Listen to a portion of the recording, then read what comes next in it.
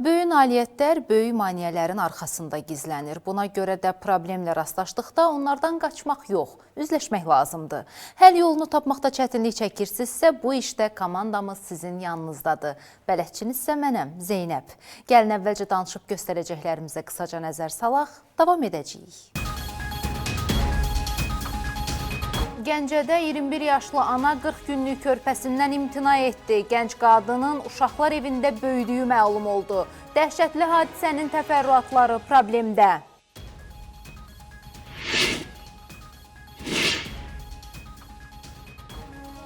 Dəm qazı təhlükə yaratmağa davam edir. Gözə görünməz ölümdən özümüzü və doğmalarımızı necə qoruyaq? Komandamız xəbər verəcək.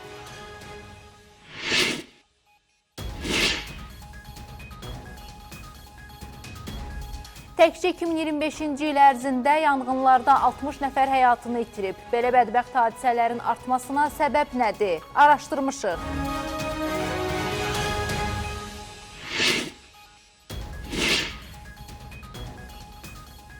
Kürdəmirin Qara Mahmudlu kəndinə nə gələn var, nə gedən. Komandamızsa keçilməz yollardan keçib kənd cəmaatı ilə görüşdü. Palçığa bata-çıxa yaşayan sakinlərin səsinə səs verən tapılacaqmı?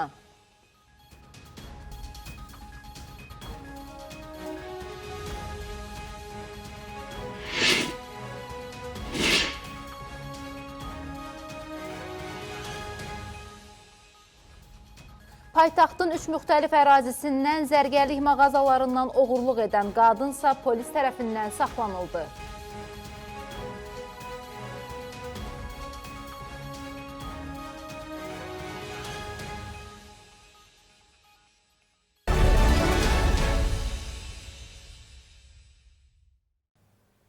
İndi isə daha ətraflı. 21 yaşlı qadın və həyat yoldaşı 40 günlük körpəsindən imtina edib.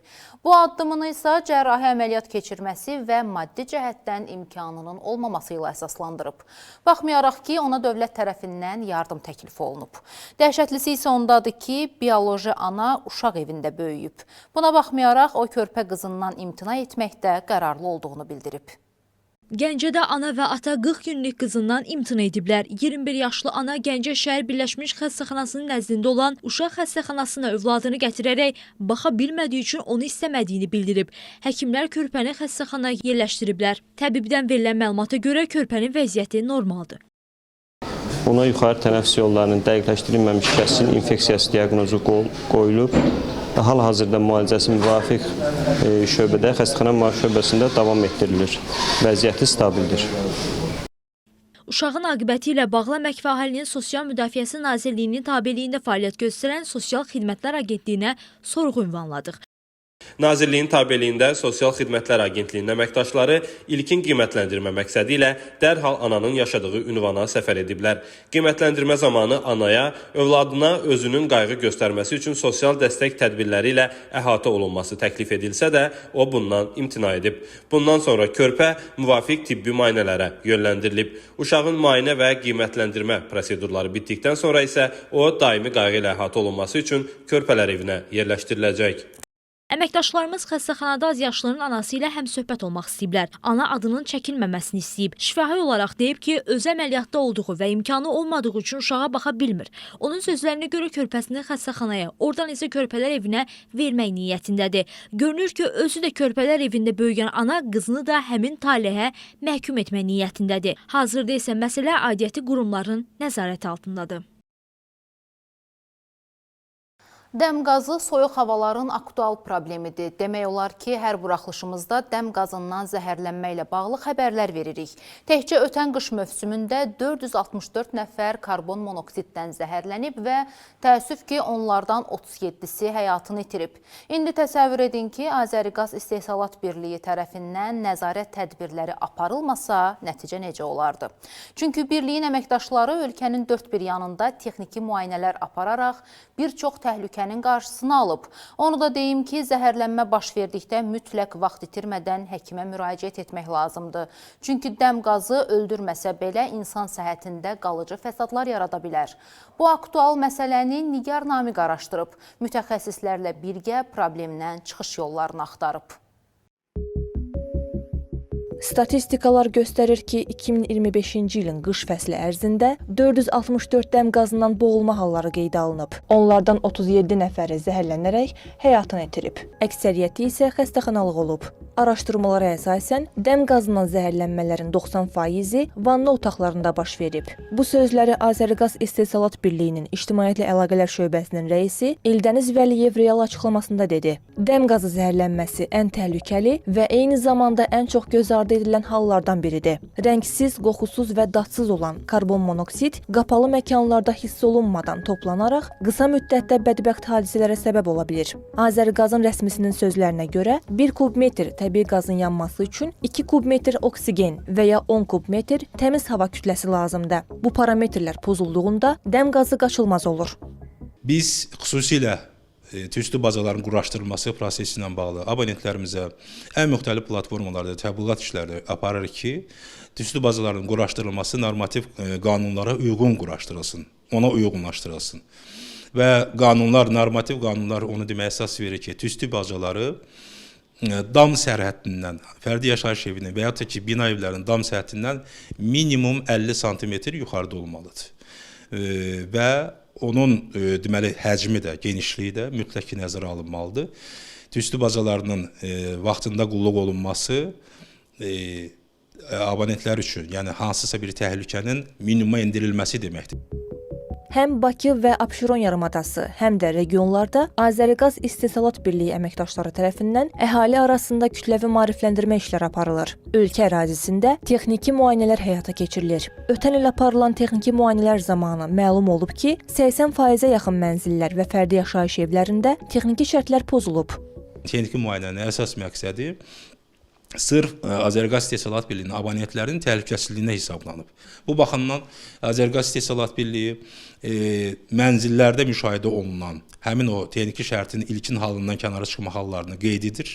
Bir nüsxə abonentə təqdim olunur və abonentin həmin o neqativlərin deməli aradan qaldırılması istiqamətində fürsət baxımından 30 gün, yəni bir ay müddətində vaxt verilir ki, bu 30 gün müddətində vəziyyət texniki şərtin ilkin vəziyyətinə gətirilsin.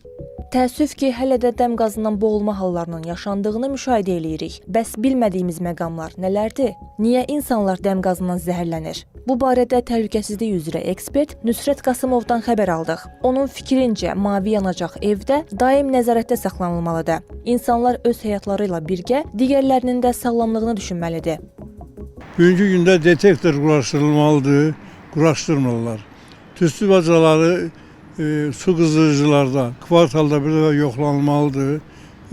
Mütəxəssis tərəfindən eviyyəsə onu yoxlaya bilməz. Onu yoxlamırlar.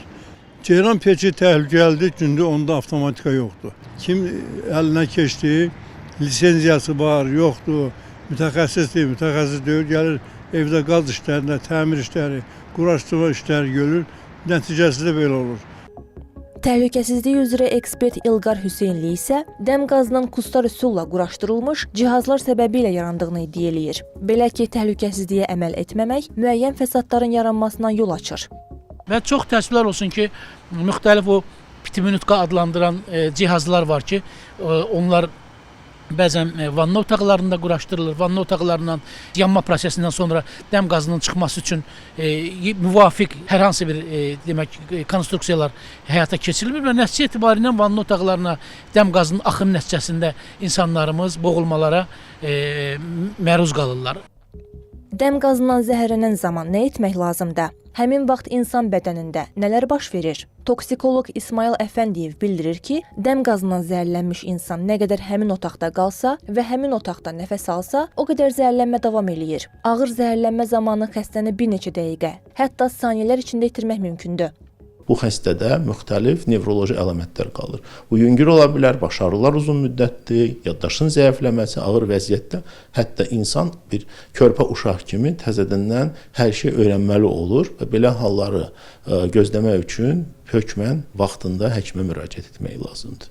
Mənim praktikamda belə olmuşdu ki, hətta ağır dəm qazı ilə zəhərlənmədən sonra xəstə 6 aya qədər xəstəxanada nevroloji və digər müalicə, reabilitasiya müalicəsi alıbdır.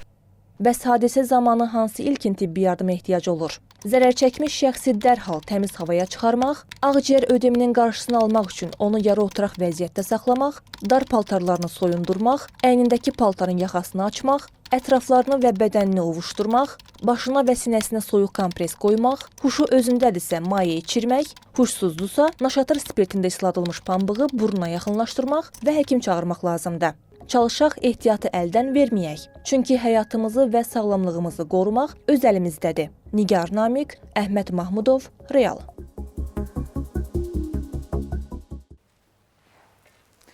Qusarda evlərdən birində çıxan yanğın bədbəxt hadisə ilə nəticələnib. Yanan evdən 33 yaşlı kişinin meyidi çıxarılıb. Hadisə saat 10 radələrində Aşağı Ləgər kəndində baş verib. 1993-cü il təvəllüdlü Ramik Carullu oğlu Müslümovun tək yaşadığı evin yataq otağında elektrikli qızdırıcı yanaraq əriyib. Hadisə nəticəsində o yatdığı yerdə kəskin qoxulu tüstüdən boğularaq ölüb. Faktla bağlı Qusar rayon prokurorluğunda araşdırma aparılır.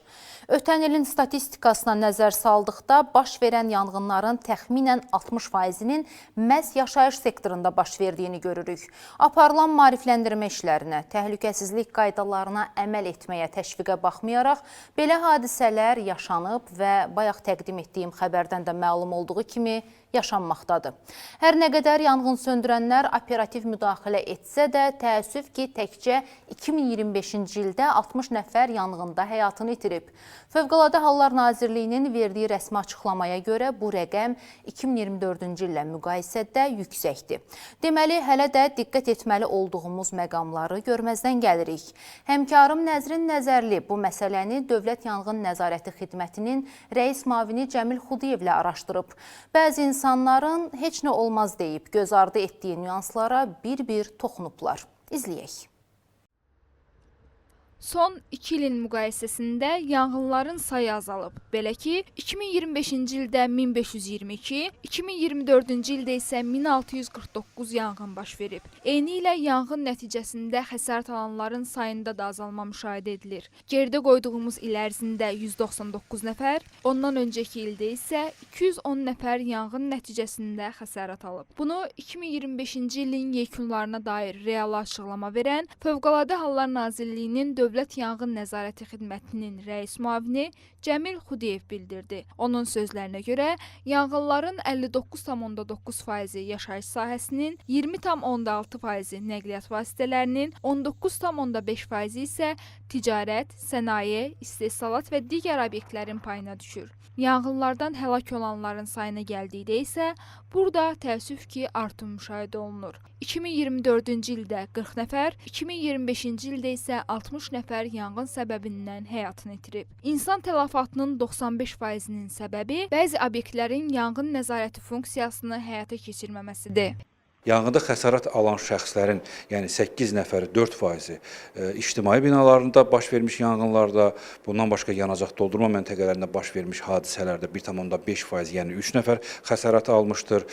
İstehsalat sahələrində, sənaye obyektlərində isə bu göstərici 1% təşkil etmişdir ki, burada da 2 nəfərin xəsarət alması qeydə alınmışdır. Yanğın obyektlərinin 80,5%-i yanğın nəzarəti üzrə dövlət nəzarətinin həyata keçirildiyi sahələrə təsadüf etmir.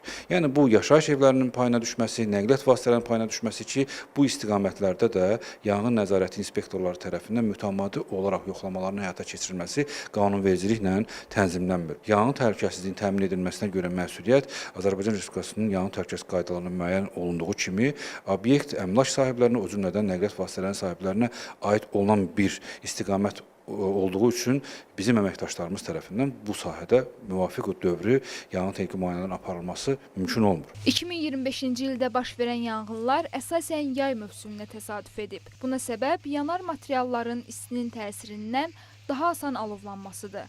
Bu zaman kiçik bir nöqsan yanğının tez bir zamanda genişlənməsinə səbəb ola bilir. İnsan tələfatı isə özünü daha çox payız aylarında göstərib. Qışa keçid dövründə yanğın təhlükəsizliyinə dair tələblərdə səhlənkarlıq edilməsi, profilaktik tədbirlərin yerinə yetirilməməsi insan həyatı üçün ciddi təhlükə yaradır.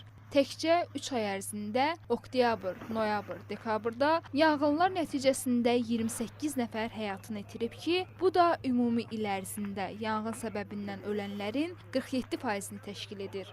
Müəyyən elektrik təsərrüfatına, qaz təsərrüfatına mütəmadi baxışların keçirilməsi, qış mövsümünün başlaması ilə bağlı tüstü bazalarının, havalandırma şaxtalarının təmizlənməsi kimi fəaliyyətləri yerinə yetirməzlərsə, əlbəttə ki, bu cür hadisələrdə yanğının təsirindən birbaşa və yaxud da yanğının ikinci dərəcəli təzahürlərinə daxil olan onun tüstüsü, zəhərləyici maddələrinin təsirindən boğulma halları, yanğının təsirinə birbaşa məruz qalaraq həlak olma halları azala bilərdi. Yəni, qış mövsümünə başlamazdan qabaqki bu tədbirlərin yerinə yetirilməməsi son nəticədə elə 3 ay ərzində 28 nəfər insanımızın yanğında həlak olmasına şərait yaradan hal olmuşdur. Yanğınların baş verməsində əsas səbəb insan amilidir. Nə qədər ki, maarifləndirmə, təbliğat, təşviqat işləri aparılmasına baxmayaraq, görülmüş inzibati tədbirlərə baxmayaraq, yanğın təhlükəsizlik qaydasının pozuntusuna, hallarına hələ də vətəndaşlarımız, insanlarımız buna davam edirlər və bu səsləndirdiyim səbəblər içərisində həm elektrik mənşəli, həm qaz mənşəli, o cümlədən nəqliyyat vasitələrində baş vermiş yanğınlarda bundan yanaşı sobaların istismarı olsun, istilik cihazlarının istismarı olsun, bəzən qəsdən yandırma halları kimi faktlar da təsbit olunur ki, bunların da hamısının başında duran insan amili onun fəaliyyətidir. Bəs yanğın təhlükəsizliyi qaydaları hansılardır? İlkin yanğın söndürmə sistemləri, daxili yanğın kranları və hidrantların, çoxmərtəbəli binalarda hava basıcı və tüstü sorucu sistemlərin daimsaz vəziyyətdə saxlanılması, habelə yanğın nasoslarının iş qabiliyyətinin ayda bir dəfədən az olmayaraq yoxlanılması yanğın təhlükəsizliyinin əsas prioritetləridir. Bu qaydalardan əlavə, gündəlik olaraq göz ardı etdiyimiz bəzi davranışlarımız yanğınların qarşısını almaqda yanğın söndürənlərə ciddi maneə yaradır. Yanğın avtomobillərinin hərəkətinə məhdudiyyət yaradan nəqliyyat vasitələrinin parklanması halları, bundan başqa binaların giriş-çıxışlarında istifadə olunan yol verilməyən beton dirəklərin, o cümlədən dəmir boruların bastırılması kimi halların qarşılaşırdıq. Binalara gedib gələn yolların, giriş-çıxışların daim sərbəst saxlanılması yanğın təhlükəsizliyi baxımından olduqca vacib və bir əhəmiyyətli şəraitdir. Çünki bu pozuntu yanğın avtomobilinin yanğın obyektinə vaxtında yanılmasına problem yaradır.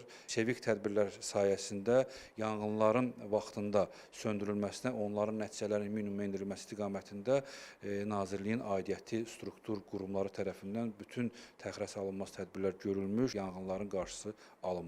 Əhaliyə müraciət edirik ki, yanğın təhlükəsizliyi qaydalarına həm yaşayış sektorunda xüsusilə, o cümlədən istismar etdikləri digər bina və qurğularda buna ciddi riayət etməklə biz 2026-cı ildə yanğınların sayını daha azalda bilərik. Yanğında həlak olan insanların, xəsarət alanların və maddi ziyanın göstəricilərini birgə azaltmağa müvəffəq ola bilərik.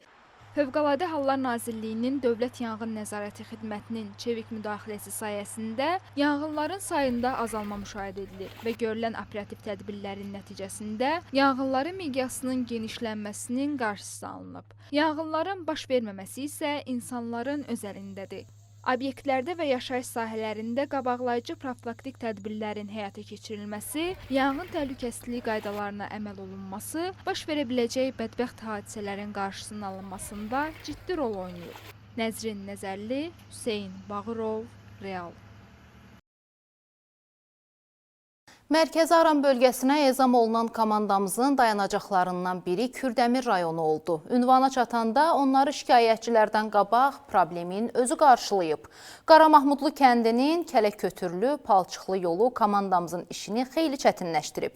Amma yenə də Kürdəmirə ezam olunan həmkarım Nigar və operatoru Eldəniz kənd cəmaatı ilə görüşə bilib.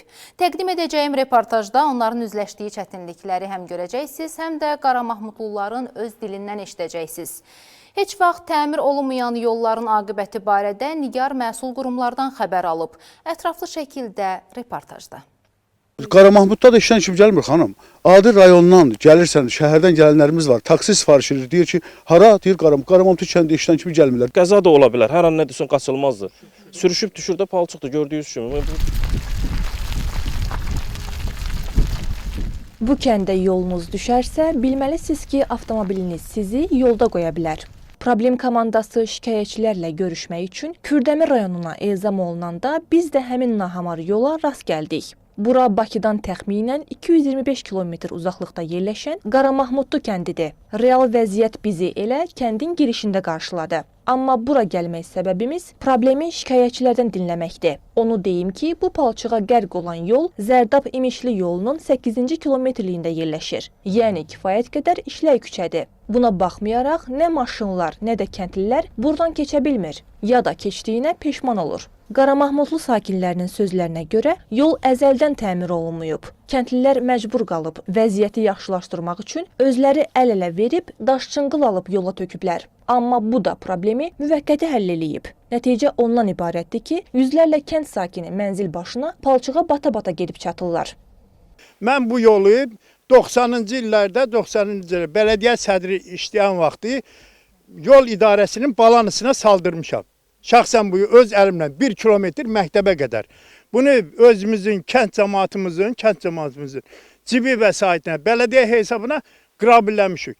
Bugünkü gündə də çox pis vəziyyətdədir. Keçən il bu yolu daşladıq, ensiz olduğu üçün bu yolda qrabil qalmır. Hamısı dağılır, təzədən bərbad haldadır. Heç hətta maşın gedəmir, kəndin içinə gedib baxa bilərsiniz. İndi hələ bugün qurudur. And olsun Allah, uşaqlar məktəbə gedəmir. Gedən qabağa da baxın, maşın sürmək qeyri-mümkündür. Yəni bütün maşında qazandığımız, deyirəm, aldığımız hamısı maşınların üstündə. Plus uşaqlar gedə bilmir. Getsin o 1 kilometrdir, kilometr yarımdır. Onu çəksin, öz balansına düşən versin bizə. Qalanın da kənd cəmaatı yığarıq, nəynəsə, nə bilim, nə qədər eləyərsə qalanın özümüz çəkər. Yol da dardır, həm də hündürdür. Yəni bu yolda 2 maşın gəlir, biz o tərəfə gedirik, o birisi o tərəfə. İndi qəza da ola bilər, hər an nə desən qaçılmazdır. Sürüşüb düşür də palçıqdır, gördüyünüz kimi. Burada dar yoldur, 2 maşın gəlib, görürsünüz, oradan gəlib, buradan keçmək mümkündür. Müsahiblərim deyir ki, kəndə gedib gəlmək üçün xeyli piyada yol gətirməli olurlar. Yolun vəziyyəti isə həmin yolu daha da uzaq eləyir. Açığı bu palçığın içi ilə hərəkət eləməkdən başqa yolları yoxdur. Çünki ünvana taksi çağırsan gəlmir. Müsahiblərimin dediyi kimi bu yolla şəxsi avtomobilini sürməksə başdan ayağa xərcdir. Kənd cəmaatının sözlərinə görə buradan qaçaq düşən təkcə nəqliyyat vasitələri deyil. Eləcə də qapısına döydükləri qurumlar buradan yolunu salıb problemi həll eləmək istəmir. Biz bu yolla bağlı dəfələrlə yuxarı qurumlara müraciət eləmişik, səsimizə səs verən yoxdur. Yəni bu yolla bizim, yəni kəndin bir dənə giriş yoludur bu.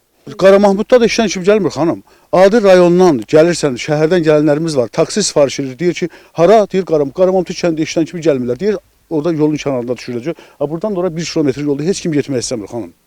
Yolun vəziyyətini nəzərə alsaq, bu küçəni qət eləmək xeyli vaxt aparacaq. Odur ki, ərazidə çəkilişimizi yekunlaşdırıb, üst tutduq Kürdəmir rayon icra hakimiyyətinə. Qurumdan bizə bildirildi ki, məsələdən xəbərdardılar. Nazirlər Kabineti tərəfindən təsdiqlənmiş plana əsasən Ağsu, Kürdəmir, Bəhrəmtəpə, Zərdab avtomobil yolunun 8-ci kilometrliyindən ayrılan rayonun Qaramahmudlu kənd yaşayış məntəqəsini birləşdirən avtomobil yolunun əsaslı təmir olunması planda var. Sözü gedən yol Avtomobil Yolları Dövlət Agentliyinin balansındadır və rayon icra hakimiyyətində olan məlumata əsasən yolun yenilənməsi müvafiq plana daxil olunub.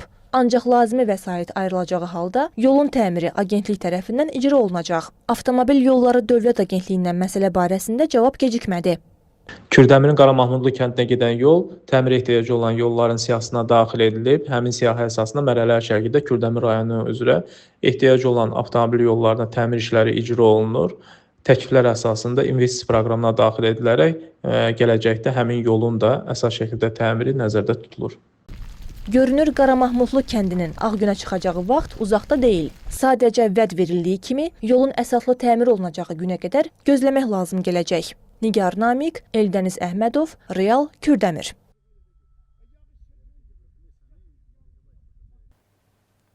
Bu yerdə sizə qaynar xəttimizi xatırlatmaq istəyirəm. Əgər siz də probleminizi bizimlə bölüşmək və qısa vaxtda müsbət həllini görmək istəyirsinizsə, qaynar xəttimiz 055-510-0202 nömrəsinə günün 24 saatı zəng edə və ya yaza bilərsiniz. Sosial problemləriniz, gördüyünüz hadisələr, rastlaşdığınız qanunsuzluqlarla bağlı bizə müraciət edin. Eyni zamanda 24 saat aktiv olan qaynar xəttimizə itkin düşən şəxslərin axtarışı ilə bağlı da müraciət edə bilərsiniz. Əgər probleminizin operativ şəkildə işıqlandırılıb, tez zamanda həllinə nail olmaq istəyirsinizsə, gərək siz də operativ olasınız. Ona görə də elə indicə telefonu götürüb bizə yazın.